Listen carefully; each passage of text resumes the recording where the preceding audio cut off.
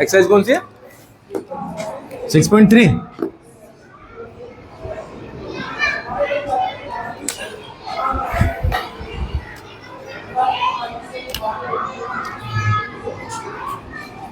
दो ट्राइंगल दिए हुए हैं, सबसे पहले तो आप समझो जरा, ए बी सी,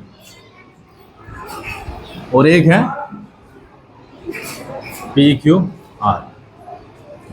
अगर हम देखें पढ़ के सवाल, ए बी ए सी और मीडियन ए डी, वो रेशो में बराबर है।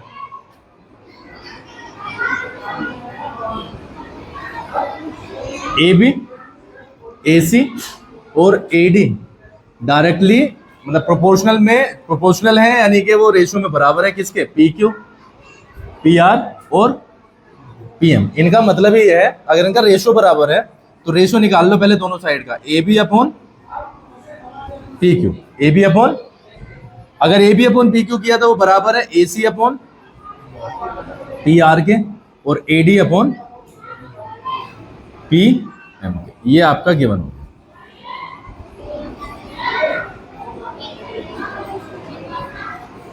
AD and PM are the medians। और प्रूव करना है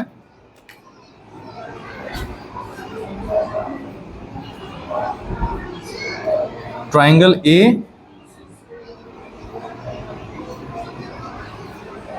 ABC सिमिलर है PQR।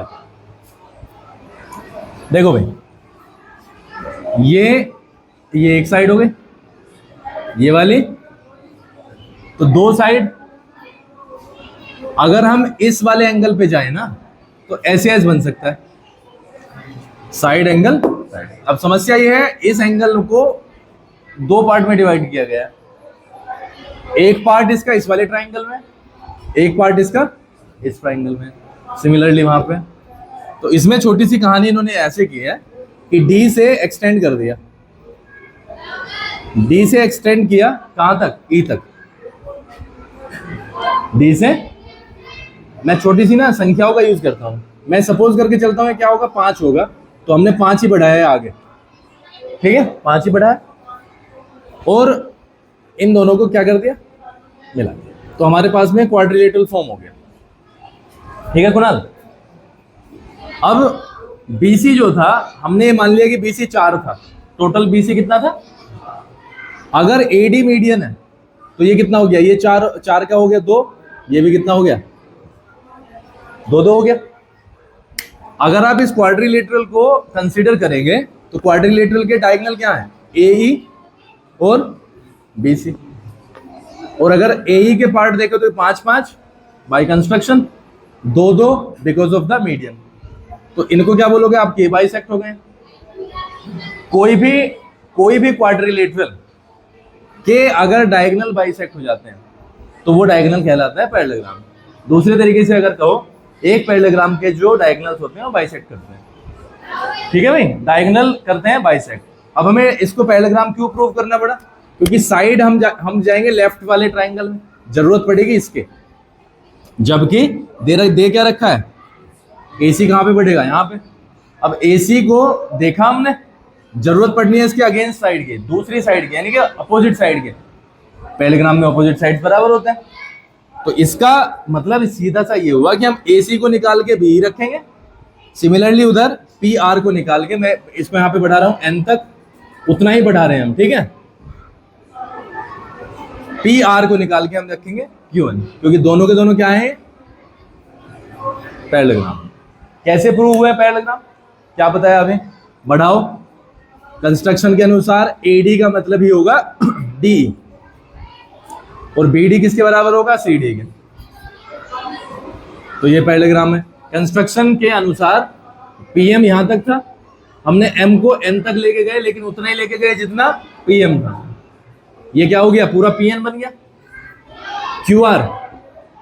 QR आपस में, अगर QR को M पॉइंट पे देखो आप, तो M से इधर का हिस्सा उधर का हिस्सा दोनों बराबर है। क्यों? क्योंकि PM मीडियन है, बाइसेक्ट कर देता है, ठीक है। अच्छा, एक और चीज इसमें, अगर एक पॉइंट देखो आप, अगर AD देखो 5 डी को मैंने कितना खींचा 5।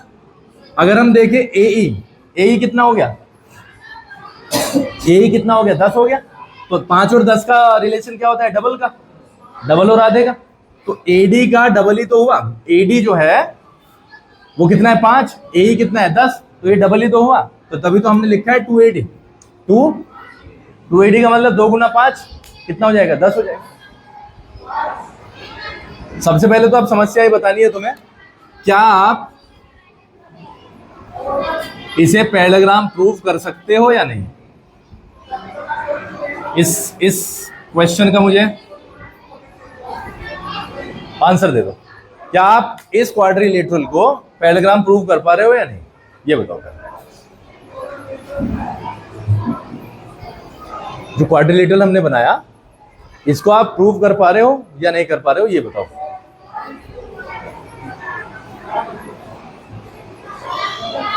बताओ अंकुर जी, आपसे स्टार्ट करेंगे।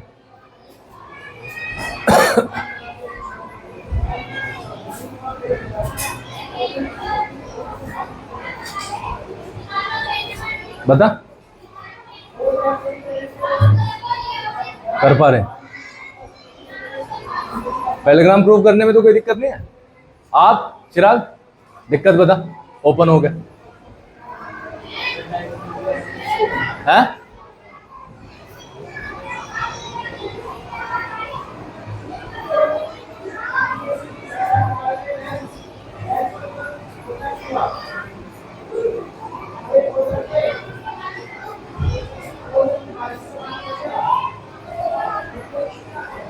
नहीं कर पा रहा, कारण क्या नहीं समझ में आ रहा बता।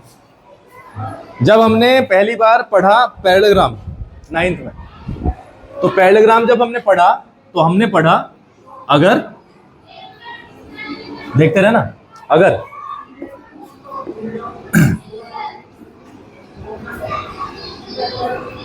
आमने सामने की साइड क्या हो, बराबर हो, आमने सामने की साइड, तो वो पैरेललोग्राम होता है, पहला पॉइंट। दूसरा, आमने सामने की साइड पैरेलल हो, तो वो भी क्या होगा, पैरेललोग्राम होगा। 2 हो गए। तीसरा, अगर एक पेयर ऑपोजिट साइड का, अगर सिर्फ एक पेयर ऑपोजिट साइड का वो बराबर भी हो और वो पैरेलल भी हो, ये इसके बराबर है और यही इसके पैरेलल है, तो भी ये क्या कहलाएगा, पैरेललोग्राम के।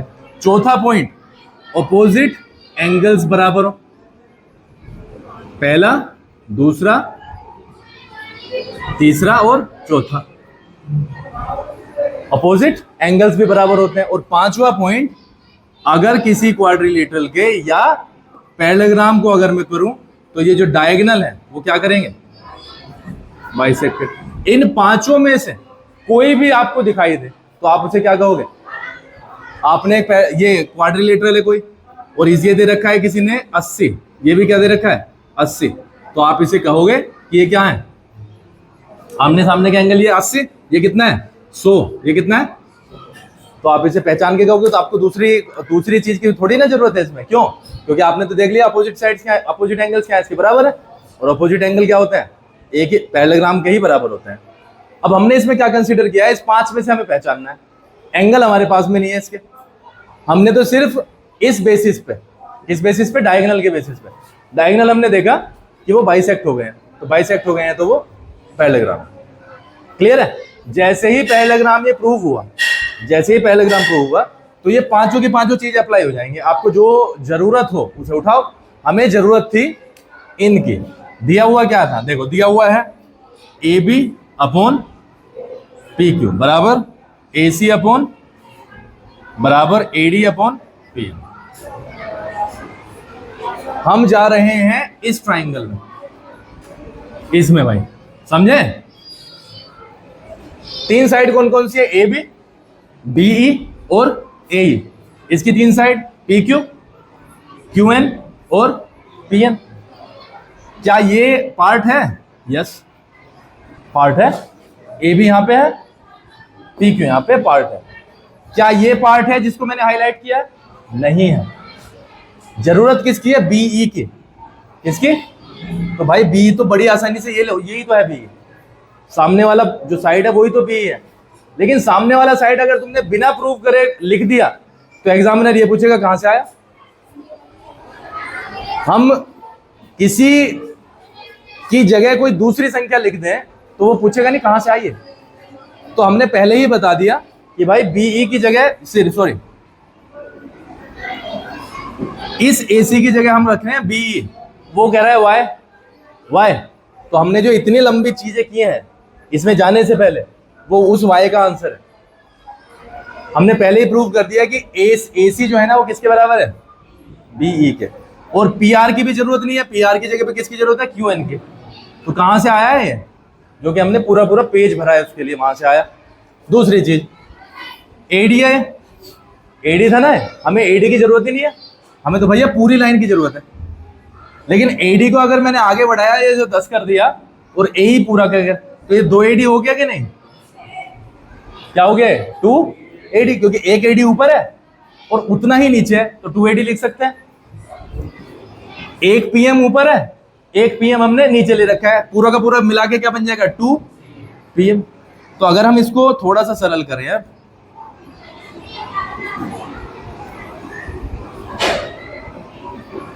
टू एडी का वैल्यू डाल दिया ए और 2 पीएम का डाल दिया पीएम। ये चीज हमने प्रूव कर ली कि नहीं? किन्हीं 2 ट्राइंगल की तीनों साइड रेशो में बराबर है। अब वो ट्राइंगल कौन से? लेफ्ट वाले, ये और ये। तो ये दोनों triangle A B E similar prove कर दिया हमने ट्राइंगल पी क्यू एन के। और जरूरत किसकी है हमें? जरूरत है ए एंगल की और यहाँ पे पी की। तो इसका ए और पी को हम देखते हैं क्या हो सकता है। देखना जरा, ए बी यानी कि मैंने क्या कर दिया? B A. B A angle मैंने क्या किया? B A. तो यहाँ पे लिख सकता हूँ Q P N. Q P angle Q P N बराबर सीपीएस पे। क्लियर है यहाँ तक मामला? अब बताओ जी, यहाँ तक बताओ भाई कुणाल। तो पहला पार्ट हमारा पैरेललोग्राम प्रूफ किया। उसमें आप अपने दिमाग में जरूर लगाना क्यों किया है, इतना लंबा चौड़ा हमने क्यों किया है। इसलिए किया है कि जब हमें डायरेक्ट बी रखेंगे तो पूछा जाएगा ये बी कहां से आया। यहाँ पे तो एसी था, एसी था ना, बी रखा है, उसके वैलिड प्रूफ है कि हमने इसलिए बी को रख दिया। क्लियर है? सिमिलरली हम कहां पे जा रहे हैं? अब राइट में जो ब्लैंक दिखाई दे रहे हो आप। गिवन क्या है भैया? गिवन है ए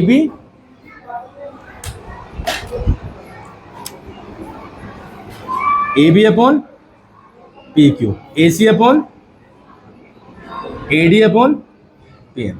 अच्छा, राइट वाले में बहुत आराम से बताओ मुझे, राइट वाले में क्या ए बी और पी क्यू की जरूरत है? ए सी ई में क्या ए बी आया? नहीं आया। पी आर एन में क्या पी क्यू आया? नहीं आया। तो इसकी तो जरूरत ही नहीं है, इसको मैंने अभी ब्लैंक छोड़ दिया, देखेंगे बाद की बात है। क्या एसी की जरूरत है? बिल्कुल है, एसी तो रखा है सामने, एसी अपॉन पी आर दोनों के दोनों आ रहे हैं। क्लियर है? क्या एडी की जरूरत है? नहीं है, जरूरत है एई की। लेकिन एडी को तो एई बनाया जा सकता है, कैसे? डबल करके, क्योंकि ये क्या वैल्यू है? डबल है। तो 2 एडी कर दिया और ये क्या दिया? 2 पी एन। मैं यहीं पे लिख देता हूं, ये हो गया ए और ये हो गया पी, हो गया। अब हमने ये वाली साइड और ये वाली साइड कवर कर ली, दूसरी साइड पे कवर। अब एक साइड बच रही है सीई और आर एन। अब इसको देखते हैं भाई, सी किसके अपोजिट है? ए बी के। तो जहां जहां ए बी रखा है हम सी रख सकते हैं। क्या है? ए बी की जगह क्या रख दिया? सी। इस ट्राइंगल में जरूरत है आर एन की, लेकिन आर एन किसका अपोजिट है? पी क्यू का। तो पी क्यू को भी रिप्लेस करो और क्या लिखो? R N. देखना जरा, 1 2 3 साइड का रेशियो बराबर, इसी के कारण angle A C E, triangle A C E similar हो गया पी आर एन के, पी आर एन के। और यहां से हमें किसकी जरूरत है? एंगल की, ए की और पी की। ए और पी को देखते हैं, सी ए कर दो इसका और यहां से आर पी हो जाएगा, आर पी ये हो गया सेकंड। ये ए, ये छोटी सी चीज देखो, अगर मैं बी ए को एक्स मान लूं तो ये भी क्या कहलाएगा, एक्स कहलाएगा। अगर मैं इसको मान लूं वाई, तो ये भी क्या कहलाएगा, वाई कहलाएगा। अब मैंने एक और दो को जोड़ दिया, जैसे ही एक और दो जुड़े तो एंगल बन गया ए, पूरा का पूरा। वैल्यू क्या आएगी, क्या आएगी वैल्यू, एक्स प्लस वाई। इसकी वैल्यू को भी पी को जोड़ दिया, पी को भी जोड़ दिया सपोज करो। हाँ चलो छोड़ो, वो भी क्या वैल्यू आएगा, एक्स प्लस वाई। या छोड़ो यार इसे, दोनों के दोनों पार्ट, क्योंकि पीरियड लग गया वो, फिर उसमें मैं जा नहीं रहा। ए के दोनों पार्ट जोड़ दिए, ए के पी के दोनों पार्ट जोड़ दिए, तो ए बराबर क्या प्रूव हो गया, ए बराबर पी। अब हम फ्रेश किस में गए हैं, फ्रेश गए हैं इन ट्राइंगल में, जो ओरिजिनली दे रखे थे A B C P Q.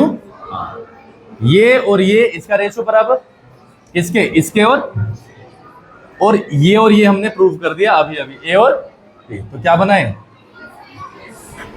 S A S. ठीक है, तो मैंने उस दिन भी कहा था 3 सवाल बनाए थे भैया।